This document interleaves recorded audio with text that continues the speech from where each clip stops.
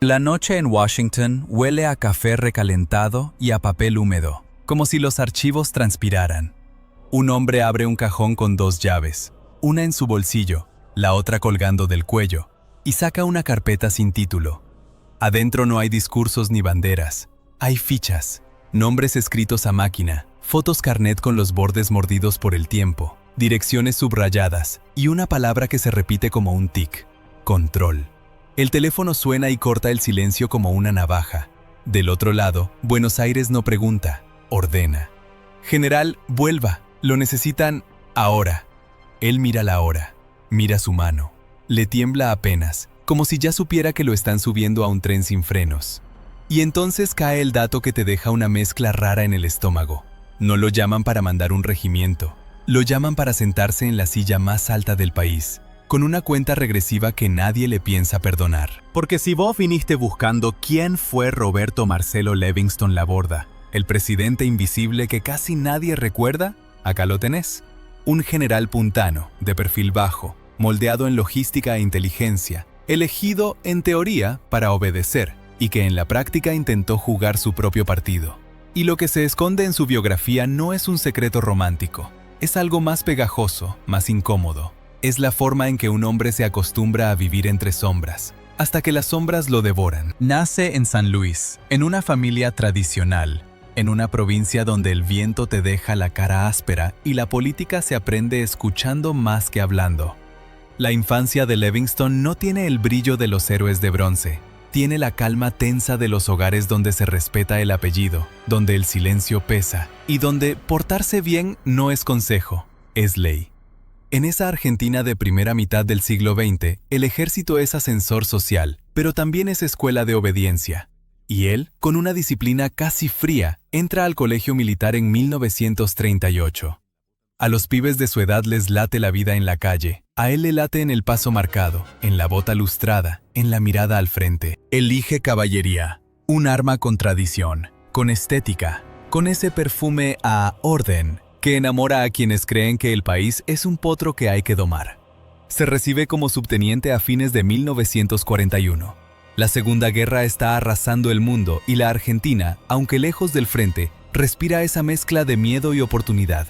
Los mercados cambian, las ideologías se tensan y el uniforme empieza a sentirse como un idioma propio. Livingston aprende rápido algo que después va a ser clave. En el ejército no asciende solo el que sabe mandar. Asciende el que sabe esperar, el que sabe callar, el que entiende dónde está la puerta y quién tiene la llave. En 1943 se casa. La vida familiar aparece en su historia como una escena que él intenta mantener limpia, ordenada, lejos del barro político. Tiene hijos. Y acá entra el primer golpe íntimo, de esos que no salen en las reseñas rápidas. En 1967 muere uno de sus hijos, todavía joven. Esa muerte le rompe algo por dentro, pero también le endurece la cáscara.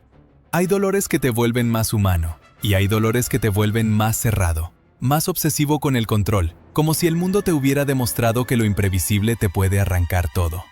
En el hombre que más tarde va a firmar decretos y a escuchar partes, esa pérdida funciona como un reloj interno, una voz bajita que insiste con lo mismo. No te distraigas porque te lo cobran. Su carrera militar, mientras tanto, avanza por un camino menos épico y más decisivo. No es el general de fotos sobre un tanque. Es el general de oficinas, planes, engranajes. Pasa por destinos donde se administra, se organiza, se calcula. Y en los 60, cuando el país se vuelve un hervidero, Livingston entra de lleno en un mundo donde la información vale más que un fusil. Inteligencia. Ahí, en ese territorio donde los nombres se vuelven expedientes, el poder no se grita, se archiva, y él aprende a moverse ahí como pez en el agua. Para entender por qué lo eligen después, tenés que ver el clima del país. A fines de los 60, la Argentina ya no es esa promesa prolija que algunos se cuentan a sí mismos. Las calles se llenan de bronca, estudiantes, laburantes, sindicatos, curas del tercer mundo, y una juventud que siente que la democracia se le escapa como agua entre los dedos. El golpe de 1966 había instalado la llamada Revolución Argentina, con Onganía, vendida como orden y modernización, pero lo que crece es la resistencia. En 1969, el cordobazo deja en evidencia que el país no está pacificado, está encendido. Y cuando el fuego aparece, los uniformados se miran entre ellos y empiezan las internas. Porque el peor enemigo de una dictadura no siempre está afuera. Muchas veces está en el despacho de al lado. Ahí entra lo que en la biografía de Livingston suele quedar tapado por la fecha de su asunción.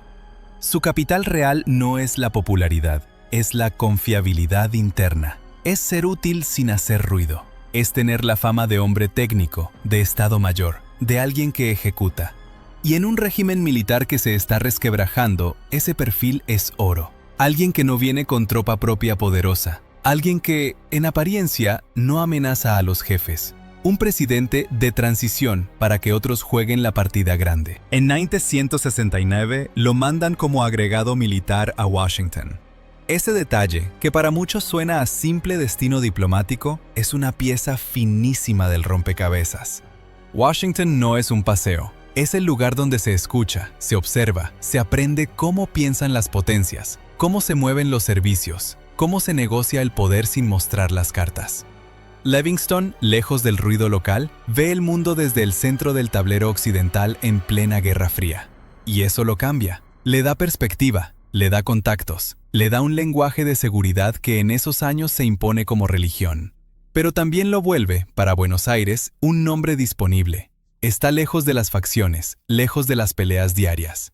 Y lo más importante, está lejos cuando en Argentina empieza a explotar todo. Mayo de 1970. El secuestro y asesinato de Aramburu sacude al país como un martillazo. No importa desde qué vereda lo mires, el mensaje es brutal. El Estado ya no controla el monopolio de la violencia, y las organizaciones armadas empiezan a ganar protagonismo. Onganía queda herido, no solo por el hecho en sí, sino porque sus propios mandos lo ven incapaz de sostener el orden que prometió. La Junta decide reemplazarlo. Y en esa búsqueda aparece el nombre que, para el gran público, suena a nadie. Roberto Marcelo Livingston. Acá es donde entra el competidor. El verdadero antagonista que convierte esta historia en un duelo. Alejandro Agustín Lanusse. Lanusse no es un personaje secundario, es el jefe del ejército, un hombre con peso, con respaldo en los cuarteles, con ambición y con un olfato político mucho más afilado. Si la dictadura fuese una empresa, Lanusse sería el director que maneja la caja y conoce a los accionistas. Livingston sería el gerente traído de afuera para ordenar el lío, con la ilusión de que no se le ocurra cambiar el plan. Entonces, cuando suena el teléfono en Washington, no es solo un llamado, es una trampa elegante. Le dicen, venga, lo necesitamos. Lo que no le dicen, lo que se esconde detrás del protocolo, es que lo necesitan por poco tiempo, como un parche. Un hombre puesto a dedo para aguantar el golpe, para calmar internas, para firmar lo que haya que firmar, mientras Lanusse y los otros comandantes se guardan la jugada final. Y sin embargo, ahí aparece el primer twist. Livingston no vuelve con cara de empleado obediente. Vuelve con la mandíbula apretada de quien ya entendió el mecanismo y aún así decide meterse. Porque hay hombres que, cuando los suben a una silla prestada, se sientan despacio para no hacer ruido. Y hay otros que, apenas apoyan la espalda, quieren que la silla sea suya. Lo imaginas bajando del avión con el traje oscuro, el gesto seco, y esa sensación de que está entrando a una ciudad donde el aire ya viene contaminado de humo, de gases lacrimógenos, de rumores. Buenos Aires lo recibe como recibe a los secretos, sin aplausos, con miradas cruzadas. Los diarios dicen su nombre, pero la calle todavía no lo pronuncia. En los pasillos militares, en cambio, su nombre se pronuncia con otra música. Es el de Washington, es el de inteligencia, es el que no tiene tropa, es el que puede servir, y en voz más baja, es el que se puede sacar. Y ahí queda plantada la bomba narrativa que va a explotar más adelante. Livingston llega para conducir un país, sí, pero en realidad entra a un ring donde su rival no está en la oposición civil. Su rival está adentro, con uniforme, con mando real, con los cuarteles detrás. Y mientras él se acomoda a la banda, esa banda que no ganó en elecciones, el reloj ya está corriendo. Porque en la Revolución Argentina el tiempo no se mide en años, se mide en paciencia de generales. Y esa paciencia, cuando se acaba, no se vota, se destituye. La mañana en Buenos Aires no amanece, se descascara. Un cielo gris, bajo, como una tapa de olla. En la Casa Rosada el aire tiene ese olor agrio de alfombra vieja, tinta fresca y sudor contenido. En los pasillos, botas que no resuenan por casualidad, resuenan para marcar territorio. Y en medio de todo, Roberto Marcelo Levingston camina con paso exacto, como si siguiera una línea pintada que solo él ve. La banda presidencial lo espera doblada, prolija, sobre una mesa. Parece tela, pero cuando se la cruza al pecho, se siente como una soga fría. El juramento es breve, las palabras son solemnes. Los flashes estallan. Y sin embargo, lo más importante no está en lo que se dice, sino en lo que no se dice. Porque alrededor suyo hay caras que sonríen con los labios, pero no con los ojos. La Junta lo mira como se mira a un repuesto, útil, brillante, pero reemplazable. Y ahí, entre uniformes planchados y medallas que tintinean como monedas, aparece la silueta del hombre que no necesita banda para mandar. Alejandro Agustín Lanusse. Lanusse no grita, no hace falta. Su presencia es un "acá mando yo" que no se pronuncia. Se acerca, le da la mano a Levingston y esa mano no es saludo. Es un apretón de prensa hidráulica. Sonríe. Le habla al oído con una cortesía venenosa, de esas que te dejan la piel tirante. General, el país necesita calma, y la calma se consigue con disciplina. Y en esa pausa mínima, en ese segundo antes de la palabra siguiente, Levingston entiende el mensaje completo. No te confundas de rol. Pero Levingston, que viene de un mundo donde lo invisible es poder, no llega dispuesto a ser un maniquí. Él ve el tablero como un tablero de inteligencia, piezas, lealtades, información, y se dice algo que lo empuja a cometer el pecado máximo dentro del propio régimen: querer ser protagonista. Los primeros días son un torbellino administrativo. Firmas, nombramientos, reuniones con ventanas cerradas aunque haga calor. Se reparten cargos como si fueran vendas para tapar una hemorragia, y, debajo de esa coreografía, late la pregunta que nadie hace en público: ¿cuánto dura este hombre? Porque en esa Argentina, el tiempo de un presidente militar no lo decide una urna, lo decide un gesto en una sala de comando. Y ahí entra el primer límite de tiempo, el que no aparece en el boletín oficial, pero se filtra como: Levingston empieza a hablar de Argentina productiva, de desarrollo, de industria, de darle vuelta la cara a la dependencia. Y ahí, para sorpresa de muchos, nombra como ministro de Economía a Aldo Ferrer, un tipo con cabeza de economista desarrollista, de esos que piensan el país como una fábrica, no como un casino. Ese nombramiento es un golpe sobre la mesa, y también una provocación, porque dentro del poder real hay quienes quieren ajuste, apertura, números fríos, obediencia al manual. Ferrer y su idea de empujar lo nacional suenan, para esos sectores, como una herejía. En las reuniones, Levingston baja la voz y sube el contenido.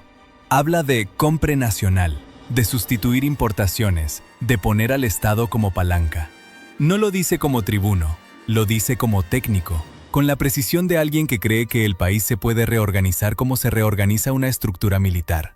Y durante unas semanas parece que algo se mueve, que el presidente de transición está intentando escribir su propio guión. Lanusse observa, no lo frena de entrada, deja que el otro avance unos pasos, como se deja avanzar a alguien que camina hacia un lugar donde el piso ya está marcado. Mientras tanto, afuera, el país no espera. Revienta. Paros, tomas, enfrentamientos. Una sociedad partida que ya no cree en promesas de orden. En algunas noches, las sirenas suenan como un animal herido. En algunas madrugadas, el ruido seco de una explosión corta la rutina como si alguien golpeara una chapa con un martillo gigante. La violencia política no es un concepto abstracto. Es gente mirando debajo del auto antes de arrancar. Es cartas anónimas. Es miedo en la garganta. Y el Estado responde con lo que sabe: represión. En comisarías y dependencias, la limpieza se vuelve maquillaje. Hay calabozos con olor a humedad y desinfectante barato, donde el aire pica en la nariz y te deja un gusto metálico en la lengua. Hay interrogatorios donde el silencio es una herramienta y la luz blanca queda prendida para que el tiempo se vuelva una tortura. Levingston, que viene del mundo de los expedientes, sabe perfectamente cómo se administra el miedo. Y sin embargo, su dilema es doble. Necesita mostrar control para sobrevivir, pero cada medida dura alimenta la bronca que lo va a tirar. En medio de esa presión, Levingston intenta algo que, para él, suena lógico: ordenar el poder militar como si fuera una cadena clara, vertical. El problema es que esa cadena está llena de nudos, y el mayor nudo se llama Lanús. En una escena que parece escrita para cine, pero que en esos años era rutina de poder, Se juntan en una sala amplia, con mapas, ceniceros llenos y café que ya está tibio antes de servirse. Livingston llega con papeles, Lanús llega con miradas. Hablan de seguridad, de pacificación, de institucionalidad futura. Palabras grandes. Y en el fondo, lo que se discute es otra cosa. ¿Quién manda sobre quién? Livingston propone cambios en mandos, ajustes en áreas sensibles. Quiere poner gente propia. Quiere asegurarse que los informes le lleguen a él antes que a otros. Y ahí aparece el segundo twist. El hombre de inteligencia descubre que también a él lo inteligencian. Que hay circuitos paralelos.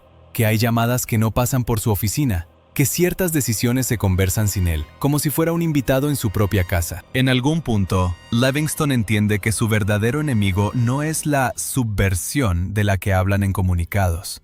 Su enemigo es interno, el dispositivo que lo instaló y que, si se siente amenazado, lo puede arrancar como se arranca un afiche. Aún así, insiste, y esa insistencia lo vuelve peligroso. Empieza a rodearse de un discurso más nacionalista y social. Habla de crear condiciones para el desarrollo, de reorganizar la economía, de recuperar capacidad productiva. Y eso toca fibras sensibles. Empresarios que temen controles, sectores militares que temen desviaciones y, sobre todo, jefes que temen que un presidente sin base propia intente construirla a las apuradas. Lanuse, mientras tanto, juega otro juego, el de la paciencia. Él puede esperar, él tiene el ejército, él no necesita la banda para proyectar autoridad. Livingston sí, y en ese contraste, el reloj vuelve a sonar. General, no hay margen. Esa frase aparece una y otra vez, en boca de asesores, de oficiales, de hombres que entran y salen con carpetas bajo el brazo. No hay margen para equivocarse, no hay margen para dudar, no hay margen para gobernar como si estuviera construyendo algo de largo plazo. Y sin embargo, eso es justamente lo que Livingston intenta. Un proyecto más extenso, una revolución que no se rinda ante la política tradicional. Ahí se produce el choque más fuerte, porque dentro del régimen empieza a crecer la idea de que, tarde o temprano, va a haber que abrir algún tipo de salida política. No por generosidad, sino por supervivencia. Lanús lo entiende. Livingston, en cambio, cree que ceder es perder. Y esa diferencia es dinamita. En los pasillos del poder, los rumores corren como ratas. Livingston se cree dueño.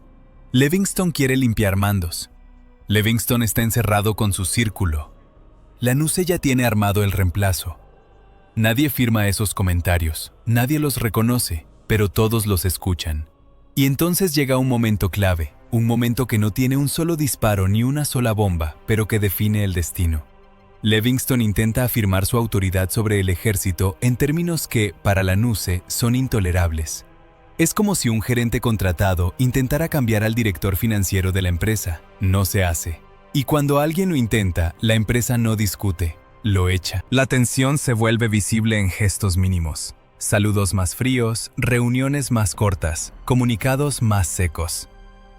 Hay un día, no lo anuncian como el día decisivo, donde Livingston siente que los teléfonos ya no le traen información, sino ecos. Donde los oficiales lo miran con respeto, sí, pero con ese respeto distante que se le tiene a alguien que ya está medio afuera. Y aparece la escena más inquietante. Una noche, solo en un despacho, Livingston se queda mirando la banda colgada en una silla. No es una imagen patriótica, es una imagen casi clínica. La tela ahí, quieta, como un animal dormido. Y él, que sabe leer señales, se da cuenta de algo que le revuelve el estómago. La banda no lo protege. La banda es apenas un símbolo. El poder real está en otro lado. En ese punto, el cuento de presidente elegido por la Junta se desarma y muestra lo que realmente es. Una interna feroz, un duelo entre dos generales donde uno tiene el cargo y el otro tiene la fuerza. Livingston todavía intenta maniobrar, busca apoyos, ajusta piezas y quizá por última vez se permite imaginar que puede ganar. Pero el reloj, ese reloj sin agujas, ya está en la última vuelta. El plazo tácito se vence, y la misma maquinaria que lo trajo empieza a girar en sentido contrario.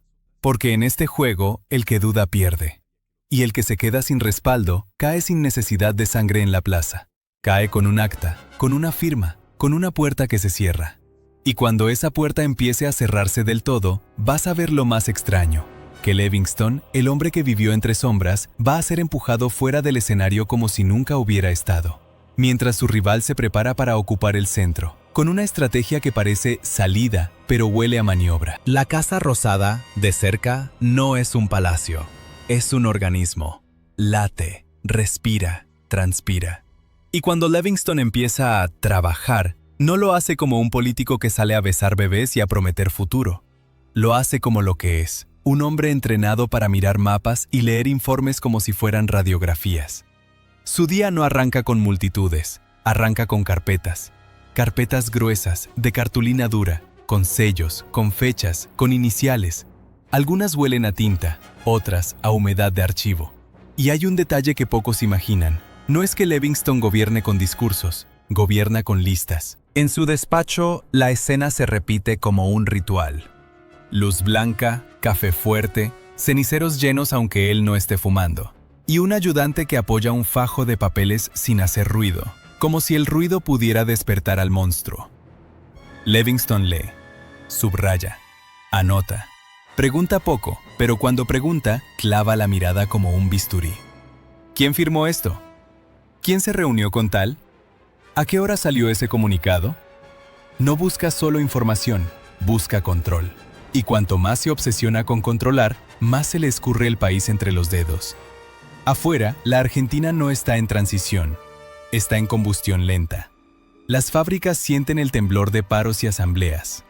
En los barrios, la bronca circula como corriente eléctrica. En las universidades, los pibes discuten política con los ojos encendidos y el estómago vacío. Y en algunos rincones, la violencia se organiza con paciencia.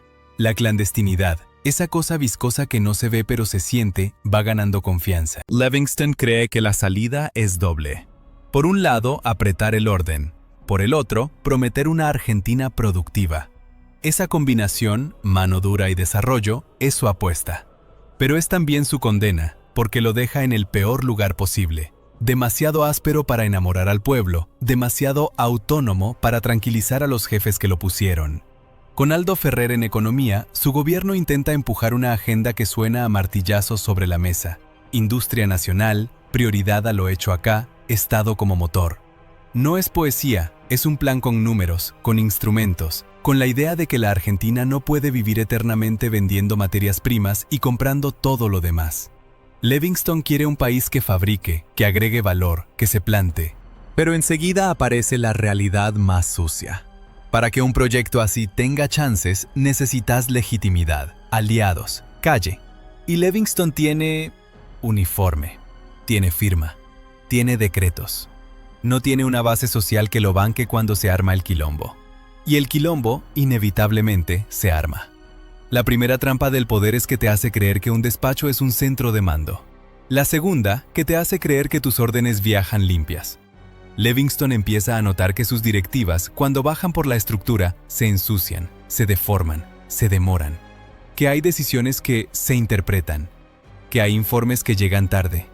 Que hay datos que aparecen cuando ya no sirven. Y ahí, como una gota fría en la nuca, vuelve la sombra del competidor, Lanús. Porque mientras Livingston intenta gobernar como si tuviera tiempo, como si pudiera construir, Lanús juega a otra cosa, a marcarle el ritmo, a recordarle, sin decirlo, que está a prueba, que hay un cronómetro invisible. Y ese cronómetro tiene un número que se repite en los pasillos como una contraseña. 90 días. 90 días para ordenar. 90 días para mostrar resultados. 90 días para que no explote todo. Nadie lo firma, nadie lo declara, pero todos lo actúan. En un régimen militar, la paciencia institucional es corta, y la paciencia personal de un jefe poderoso es todavía más corta. Livingston, que no es ingenuo, intenta adelantarse, arma su propio circuito de confianza, pide reportes paralelos, pregunta por nombres, por movimientos, por lealtades. Quiere saber qué oficial habla con quién, qué ministro coquetea con qué sector, qué sindicalista está negociando en qué mesa. Su vieja formación en inteligencia le da ventaja, sí, pero también le mete una paranoia que lo va aislando. Y un presidente aislado se convierte en un blanco fácil, no por debilidad física, sino porque deja de escuchar el rumor real de la calle. A veces, de noche, el gobierno parece una máquina que no se apaga. Hay reuniones a horas absurdas, cuando Buenos Aires ya cerró sus persianas y solo quedan taxis y patrulleros. Se discuten cosas con palabras enormes: seguridad, subversión, reorganización. Mientras en una esquina cualquier, un pibe de 20 años se tapa la cara con un pañuelo porque el gas lacrimógeno le quema los ojos como ácido. El contraste es brutal. Arriba se diseñan planes. Abajo, la gente vive el golpe de estado como una pared. Y en el medio, Livingston, intentando vender una idea de país productivo con un megáfono que no tiene batería. Entonces comete un movimiento que, en su cabeza, es lógico, y en el tablero real es un suicidio político. Empieza a insinuar que el poder no puede quedar eternamente encerrado en cuarteles. Pero lo dice de una forma rara, ambigua. No es democracia mañana, es institucionalidad en algún momento, pero bajo nuestras reglas. Quiere una salida controlada, sin ceder. Quiere un camino que preserve la autoridad militar y a la vez calme la presión social. Y ahí aparece otro twist. Ese intento de salida, en vez de abrirle puertas, le suma enemigos por ambos lados. Los civiles desconfían, lo ven como una continuidad del régimen. Los militares duros se inquietan, lo ven como alguien que podría negociar más de la cuenta. Y Lanusse, que entiende la política mejor que él, lee la jugada como una amenaza directa. Si este tipo consigue armar una salida con su sello, me deja afuera del protagonismo. Así que la interna se endurece. Ya no es una pelea de estilos, es una pelea por supervivencia. Livingston intenta mostrar autoridad con cambios y señales. Habla más fuerte de soberanía económica. Empuja medidas de compra nacional. Busca alinear ministerios para que el aparato del Estado sea una palanca. Y, al mismo tiempo, en el plano de seguridad, se intensifica el clima de persecución. Allanamientos, detenciones, vigilancia. Hay gente que empieza a vivir con la sensación de que el teléfono respira. De que un auto estacionado demasiado tiempo no es un auto, es un ojo. De que el silencio en la escalera puede ser un aviso. Eso es lo más viscoso de su biografía oculta. La normalización del control como forma de vida. No hace falta una orden escrita para que una sociedad se autocensure. Alcanza con que todos sepan o intuyan que hay carpetas, que hay fichas, que hay manos que anotan. Y aún así, el control no alcanza. La calle se calienta. Las provincias se convierten en pólvora. Y Córdoba, esa Córdoba que ya había mostrado los dientes, vuelve a rugir. Cuando Córdoba se enciende, no lo hace con una protesta elegante. Se enciende con humo negro. Con barricadas improvisadas, con piedras que golpean el asfalto como si quisieran romper la ciudad para ver qué hay abajo. Se enciende con obreros y estudiantes mezclados, con bronca organizada, con la sensación colectiva de basta. En algunos barrios, las persianas bajan rápido, como párpados de miedo. En otros, la gente sale igual, porque el miedo ya no alcanza para quedarse adentro. Livingston recibe los partes: disturbios, agitación, enfrentamientos. Palabras limpias para hechos sucios. Le muestran mapas con puntos rojos, le hablan de focos. Y él, con esa mentalidad de Estado Mayor, cree que el problema se resuelve como un operativo: desplegar fuerzas, cortar comunicaciones, recuperar zonas. Pero el país no es un mapa, el país es piel. Y cuando la piel se irrita, no se calma con un decreto. La tensión llega a un punto donde cada decisión es un boomerang. Si reprime fuerte, alimenta el incendio. Si duda, muestra debilidad. Si negocia, lo acusan de blando. Si endurece, lo odian más. Es una trampa perfecta. Y en esa trampa, Lanús se mueve como un depredador paciente. Deja que el presidente quede como responsable del fracaso, para después aparecer él como solución. Hay un momento casi grotesco, de esos que te dan asco por lo evidente. Mientras Livingston intenta sostener su programa económico y apagar incendios sociales, empieza a sentir que el respaldo militar se le adelgaza. No porque lo ataquen frontalmente, sino porque lo abandonan con elegancia. Lo saludan igual, sí. Le dicen mi general, sí. Pero las decisiones importantes se empiezan a cocinar en otras mesas. Y ahí el hombre de inteligencia ve algo peor que una protesta. Ve un patrón. Ve que, cada vez que hay un estallido, la narrativa interna del régimen se arma sola. Con Livingston no alcanza. Hay que cambiar el rumbo. Hay que hacer política en serio. Y ese política en serio es una contraseña que, en boca de Lanús, significa me toca a mí. Livingston intenta un manotazo. Quiere retomar el centro. Acelera, presiona, pide lealtad explícita, como si la lealtad se pudiera exigir sin costo. Pero exigir lealtad en un lugar donde todos están calculando el próximo movimiento es como pedir agua en un desierto. Te miran, te asienten y te dejan con sed. Y entonces llega el golpe final. El golpe que no necesita balas. Una crisis que estalla con tal fuerza que ya no se puede maquillar. Córdoba vuelve a convertirse en símbolo, en espejo del país. La calle demuestra que el orden prometido es un espejismo. Y dentro del ejército, los que mandan se convencen de que el presidente ya es un lastre. El desenlace ocurre como ocurren las cosas más frías, con formalidad.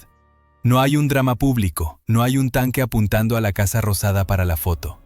Hay reuniones cerradas, caras duras, frases cortas. Livingston entra a una sala sabiendo, porque lo huele, que no salió a discutir un plan, salió a escuchar una sentencia. Lanús está ahí, con esa calma de quien ya ganó. No se regodea, no hace falta. La maquinaria se pone en marcha con precisión quirúrgica. Le hablan de necesidad de un cambio, de reorientar el proceso, de recuperar gobernabilidad. Palabras prolijas, pero lo que significa es simple. Se acabó tu tiempo. Livingston, por un segundo, vuelve a ser ese hombre del principio, el de Washington, el de los archivos. Entiende que el poder real no se mendiga, y que, cuando te sueltan la mano, no hay discurso que te salve. Puede discutir, puede enojarse, puede citar planes, puede prometer resultados, pero ya no importa. En ese momento, la banda presidencial no pesa como símbolo, pesa como humillación. Cuando sale de esa instancia, su gobierno ya es pasado aunque todavía no lo anuncien. Y ahí aparece el último giro amargo de esta parte. El hombre que había intentado construir un proyecto productivo dentro de un régimen que se desarmaba, termina siendo recordado, si es que se lo recuerda, como un paréntesis. Un nombre entre nombres, una pausa entre dos jefes más grandes. Y mientras él se apaga, Lanús se prepara para encenderse. No como un salvador, como el próximo jugador que va a intentar manejar una Argentina que ya no acepta ser manejada. Livingston se queda con algo más que el cargo perdido. Se queda con la certeza íntima de que el Estado que él creyó poder ordenar era, en realidad, una bestia que se ordena sola cuando le conviene, y que te mastica cuando te cree prescindible. Cuando te sacan el poder, no te lo arrancan como en las películas, te lo drenan. Primero te quitan una reunión, después una firma deja de ser decisiva. Después, los saludos se vuelven más cortos. Y un día, de golpe, estás caminando por el mismo pasillo, pero ya no sos el centro del pasillo, sos un hombre que estorba. Livingston deja la Casa Rosada como se deja un hospital después de una operación mal hecha. Con el cuerpo entero, sí, pero con una sensación fantasma, como si le faltara algo. Lo reemplaza Lanús y el contraste es inmediato.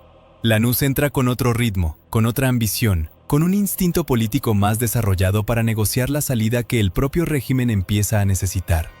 Livingston, en cambio, se va hacia un territorio que para él es peor que el exilio, la irrelevancia. Y ahí empieza la parte de su vida que casi nadie cuenta con ganas, porque no tiene épica, tiene algo más incómodo. El retrato de un hombre que fue presidente y, sin embargo, queda afuera del relato. Porque la historia argentina, cuando decide a quién recordar, no siempre elige al que estuvo en la silla, elige al que dejó marca visible. Livingston no dejó una victoria clara, ni una derrota cinematográfica. Dejó algo más difícil de digerir, un intento. En el mundo militar, perder una interna no siempre se paga con cárcel, a veces se paga con silencio. Y el silencio es un castigo más sofisticado, porque te deja vivo para que te mires en el espejo. Los meses siguientes son un descenso de volumen. Menos teléfonos, menos visitas, menos invitaciones. El mismo hombre que había recibido partes de todo el país, ahora recibe, si acaso, alguna carta formal, algún saludo que suena a trámite. Para alguien formado en la idea de mando, esa caída no es solo política, es identitaria. Livingston ya no puede ordenar nada, y un hombre que se entrenó toda la vida para controlar, cuando pierde el control, se queda con las manos vacías y con la cabeza llena. Se refugia en su familia, en un círculo más íntimo, pero incluso ahí el pasado se filtra. La pérdida de su hijo años antes, la presión del cargo, la humillación silenciosa de haber sido removido por su propio mundo. Hay noches en las que el sueño no llega porque el cerebro vuelve a la misma escena una y otra vez. La sala cerrada, la frase correcta, el gesto de Lanús, la sensación exacta de que el poder verdadero estaba en la mano del otro. Y sin embargo, Livingston no desaparece del todo. Su nombre sigue siendo útil en ciertos contextos. Un expresidente militar, un general con formación, alguien que puede ser llamado para opinar, para firmar alguna carta, para integrar alguna conversación. Pero ya no decide, y esa diferencia es todo. Mientras tanto, el país sigue y se hunde. Lanús se abre el juego hacia una salida política que culmina en elecciones y el retorno del peronismo. Pero la violencia no se apaga, cambia de forma, se multiplica, se vuelve más dura. Los años 70 avanzan como una sierra. Suben y bajan con sangre, con bombas, con secuestros, con represión, con un clima donde cualquiera puede ser enemigo. La Argentina entra en una espiral que va a desembocar en el golpe de 1976 y en un terrorismo de Estado sistemático que todavía hoy duele nombrar. Y acá aparece uno de los secretos más incómodos del personaje. No porque sea un dato escondido en un cajón, sino porque es una pregunta que incomoda a quien escucha. ¿Qué hace un hombre como Livingston con el recuerdo de lo que ayudó a consolidar? Porque incluso si su gobierno fue corto, fue parte de un proceso donde el Estado aprendió o reforzó prácticas de control, vigilancia y represión que luego se profundizarían. Livingston no fue el arquitecto de lo que vino después, pero tampoco fue un espectador ajeno. Fue una pieza. Y las piezas, aunque sean pequeñas, sostienen estructuras enormes. Ese tipo de verdad no se cuenta en biografías edulcoradas. Se siente como una película vieja que, de golpe, te muestra un fotograma que no querías ver. Una sala de interrogatorios con luz fija, una carpeta con nombres, un sello que habilita un operativo. Cosas que no se ven en la plaza, pero que construyen el clima de época. Y Livingston, como hombre de inteligencia, entendía mejor que nadie que el poder no siempre se exhibe, a veces se administra desde la sombra. El problema es que las sombras, cuando crecen, devoran a todos, incluso a los que creen manejarlas. En lo personal, su vida sigue un camino discreto. En la esfera pública, se vuelve un apellido que aparece y desaparece. Algunos lo nombran como el que quiso un proyecto desarrollista. Otros lo despachan como el presidente olvidado. Y ahí está el segundo gran giro de su legado: ser recordado por lo que no llegó a ser. Porque Livingston quiso construir algo más duradero dentro de un régimen que no toleraba que alguien sin base propia se volviera autónomo. Su caída no fue por un escándalo externo, sino por el pecado interno de intentar tener voluntad propia. Ese es el corazón de su rivalidad con Lanús. No fue solo un choque de egos, fue un choque de modelos de supervivencia. Lanús entendió que el régimen necesitaba una salida política para no implosionar y, sobre todo, para conservar algo de control en la transición. Livingston creyó que podía hacer país sin ceder el mando, como si la economía pudiera reemplazar a la legitimidad. Lanús jugó ajedrez con el calendario. Livingston jugó estrategia con un reloj que ya estaba en contra. Y ese límite de tiempo que lo persiguió en el poder se convierte en otra cosa en su vida posterior: el tiempo como castigo lento. El tiempo que borra tu nombre de la conversación pública. El tiempo que hace que la gente recuerde a otros, aunque hayan sido peores o mejores. El tiempo que te convierte en nota al pie. Cuando llegan los años 80 y la democracia vuelve, la historia oficial y la memoria social reordenan prioridades. Los nombres se acomodan según el dolor, según los juicios, según los discursos. Livingston queda en una zona gris. No es el símbolo principal de la represión, no es el gran conductor, no es el villano perfecto ni el héroe posible. Es un intermedio, y ser un intermedio en la historia argentina es casi desaparecer. Pero no desaparece del todo, porque hay algo en su biografía que sigue generando un morbo raro: el contraste. El hombre que parecía elegido para obedecer, intentó mandar. El hombre que llegó por ser neutral, quiso tener proyecto. El hombre que venía de inteligencia, no pudo prever que el enemigo más decisivo estaba sentado a metros de él, con el control real del ejército. Y si querés una imagen final, no como cierre moral, sino como escena, pensalo así: un general mayor, ya sin despacho, sin banda, sin flashes, una casa tranquila, un televisor que murmura noticias, y en algún cajón, tal vez, una carpeta vieja. No necesariamente con secretos explosivos, sino con algo más siniestro. La prueba de que, por un rato, un hombre estuvo cerca de dirigir un país. y el país lo expulsó como si el cuerpo rechazara un órgano trasplantado. Livingston muere en 2015 en Buenos Aires, a los 95 años. Para entonces, casi nadie lo discute en la calle. No hay multitudes, no hay un gran relato. Hay obituarios, hay menciones, hay la memoria de los especialistas. Y sin embargo, su figura sigue siendo útil para entender un mecanismo que se repite. El poder real no siempre está donde te dicen que está. A veces te dan un título para que te quemes. A veces te suben al escenario para que te lleves los abucheos, mientras el verdadero director espera en la sombra para entrar cuando el público ya está cansado. Eso es lo escondido en su biografía. No una conspiración fantástica, sino una verdad amarga y concreta. Que Livingston fue, al mismo tiempo, actor y rehén. Que quiso ser más que una pieza, y por eso lo sacaron. Y que su historia, si la escuchas bien, no habla solo de él. Habla del modo en que la Argentina de esos años trituraba hombres, proyectos y vidas en una máquina donde la lealtad era transacción y el tiempo era arma.